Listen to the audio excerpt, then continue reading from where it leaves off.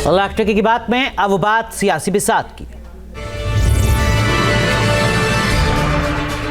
खबर दिल्ली की सियासत की। दिल्ली के दंगल में योगी आदित्यनाथ की एंट्री हो चुकी है। अपनी रैली में योगी ने आम आदमी पार्टी की सरकार खासकर अरविंद केजरीवाल पर प्रहार किए। बड़ा सवाल योगी फैक्टर का है। क्या योगी फैक्टर दिल्ली की सियासी हवा को बदल पाएगा?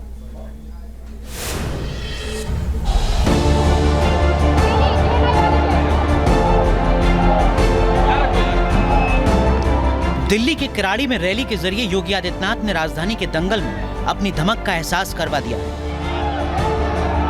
योगी आदित्यनाथ पार्टी के स्टार प्रचारक क्यों हैं?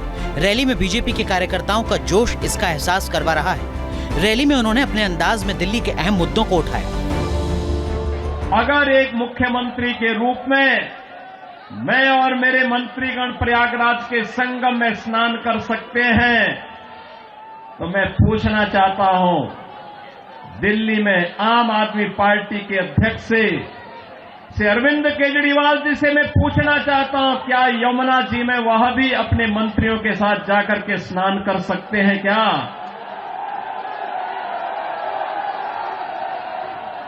अगर उनमें नैतिक साहस है तो उनको इसका जवाब देना चाहिए। यमुना मैया को एक गंदे नाले के रूप में बदलने का अपराध क्या उन्होंने किया है कि नहीं किया है? कैबिनेट के साथ क्या केजरीवाल यमुना में स्नान कर सकते हैं? इस बयान के जरिए योगी आदित्यनाथ ने आम आदमी पार्टी के सॉफ्ट हिंदुत्व की सियासत को कटघरे में खड़ा कर दिया। चुनाव के पहले आम आदमी पार्टी ने पुजारी ग्रंथी सम्मान योजना के जरिए हिंदुत्व के पिच पर बीजेपी को चुनौती देने की कोशिश की है। पार्टी के स्टार कैंपेनर के रूप में योगी ने केजरीवाल के वादों की धार को कुंद करने के लिए हुंकार भर दी है। दिल्ली चुनाव प्रचार में योगी की अहमियत का अंदाजा इस बात से लगाया जा सकता है। योगी आदित्यनाथ दिल्ली में 14 रैलियों को संबोधित करेंगे। ये किसी भी बीजेपी नेता से ज्यादा है। हिंदुस्तान की सियासत में ब्रांड योगी का कद कितना बड़ा है, इससे इसका अंदाजा लगाया जा सकता है। अब दिल्ली के दंगल में योगी आदित्यनाथ अपनी भूमिका निभा रहे हैं। उन संवेदनशील मुद्दों को उठा रहे हैं जिसे उनके समर्थक बेहद अहम मानते हैं।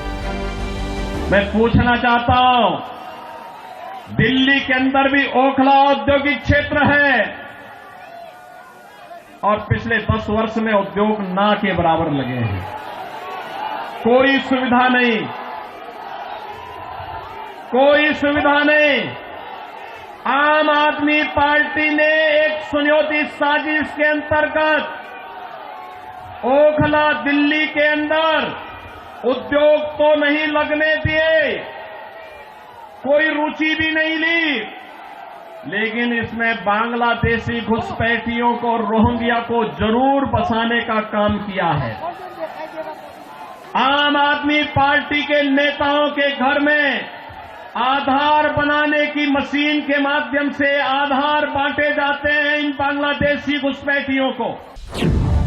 राष्ट्रवाद की बढ़ती लोकप्रियता के प्रतीक, फायर ब्रांड हिंदुत्व के झंडा बरदार, बेमिसाल वक्ता, करप्शन और क्राइम के खिलाफ जीरो टॉलरेंस और तुष्टीकरण का विरोध। योगी की सियासत इन्हीं मुद्दों के इर्द गिर्द घूमती है। इन्हीं के दम पर योगी आदित्यनाथ ने पूरे देश में अलग पहचान बनाई है। योगी आदित्यनाथ यूपी को दंगा मुक्त बनाने का दावा करते रहे हैं। दिल्ली में उन्होंने आम आदमी पार्टी पर दंगे के मामले में गंभीर इल्जाम लगाए। आपने देखा होगा 2020 में दिल्ली के अंदर किस तरीके से दंगे करवाए गए और आम आदमी पार्टी के पार्षद और उनके विधायकों की संलिप्तता इस पूरे षड्यंत्र में सामने आई थी। ये लगातार राष्ट्रीय सुरक्षा के साथ खिलवाड़ कर रहे हैं। स्वाभाविक रूप से जो अपने गुरु सरदे अन्ना हजारे को धोखा दे सकता हो, वह व्यक्ति जनता को भी धोखा देने में माहिर होगा।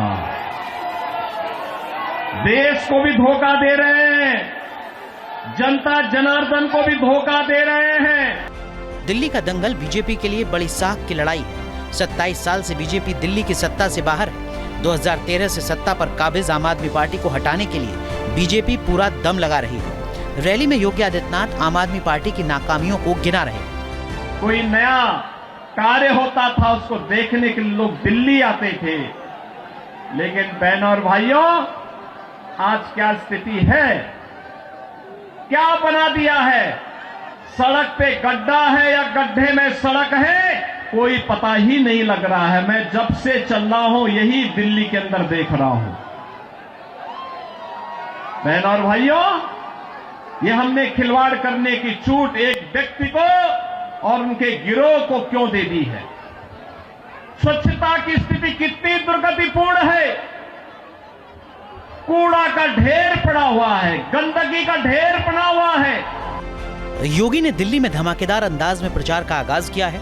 आम आदमी पार्टी योगी के भाषण को कटघरे में खड़ा कर रही है। योगी आदित्यनाथ जी जब दिल्ली आए हैं, मैं उनसे पूछना चाहता हूं कि यूपी के सरकारी स्कूलों का जो इतना बुरा हाल है, टाट पट्टी पे यूपी के सरकारी स्कूल चल रहे हैं।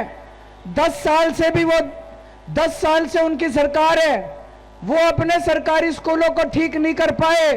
अगर उनको जरूरत है, हम दिल्ली से अपने शिक्षा मंत्री को भेज देंगे उत्तर प्रदेश, उनको भी सिखा देंगे कि सरकारी स्कूल कैसे ठीक किए जाते हैं। हम चाहते हैं कि उत्तर प्रदेश के भी सरकारी स्कूल ठीक हों। वैसे 2024 के बाद अलग अलग प्रदेशों में हुए विधानसभा चुनावों में योगी आदित्यनाथ ने चुनाव प्रचार किया है और चुनावी नतीजों पर गौर करें तो उनका स्ट्राइक रेट शानदार रहा है। महाराष्ट्र के चुनाव में योगी ने 18 सीटों पर प्रचार किया। इसमें बीजेपी 17 पर जीती, यानी स्ट्राइक रेट 95% रहा। जम्मू कश्मीर में योगी ने 4 सीटों पर प्रचार किया और बीजेपी को 4 सीटों पर जीत मिली, यानी स्ट्राइक 100% रहा। हरियाणा विधानसभा चुनाव में उन्होंने 14 सीटों पर प्रचार किया था और उनका स्ट्राइक रेट 64% रहा।